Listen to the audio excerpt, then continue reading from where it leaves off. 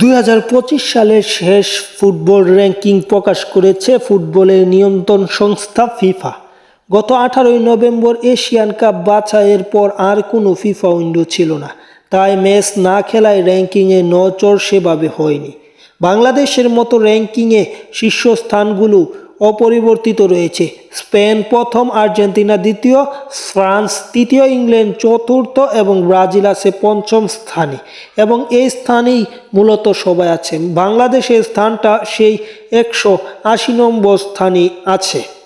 বাংলাদেশ এই ফিফা উইন্ডোতে কোনো ম্যাচ খেলেনি। নভেম্বরের ফিফা উইন্ডোতে বাংলাদেশ এশিয়ান কাপ বাছাইয়ের ম্যাচের আগে নেপালের বিপক্ষে একটি ম্যাচ খেলেছিল।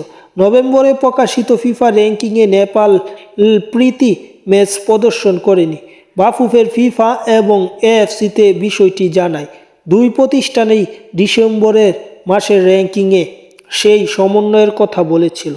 র্যাঙ্কিংয়ের অবস্থানের নড়চড় না হলে ওই ম্যাচের প্রভাবে বাংলাদেশের রেটিং পয়েন্ট খানিকটা কমেছে। বা নভেম্বরের মাসে 911.19 ছিল, ডিসেম্বরে এসে 10।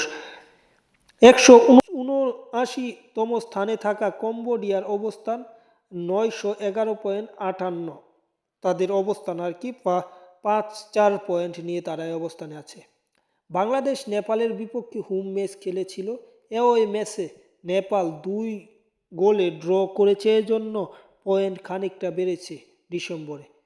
নভেম্বরে যেখানে ছিল 902, সেখানে 902.44, সেই পয়েন্ট বেড়েছে 0.8 বেড়েছে। সব কিছু মিলে তারা ভালো অবস্থানে আছে। এতে অবশ্যই নেপালের অবস্থানের কোনো উন্নতি হয়নি, কারণ 81 নম্বর স্থানে থাকা বেলিজের পয়েন্ট তাদের থেকে খানিকটা একটু বেশি।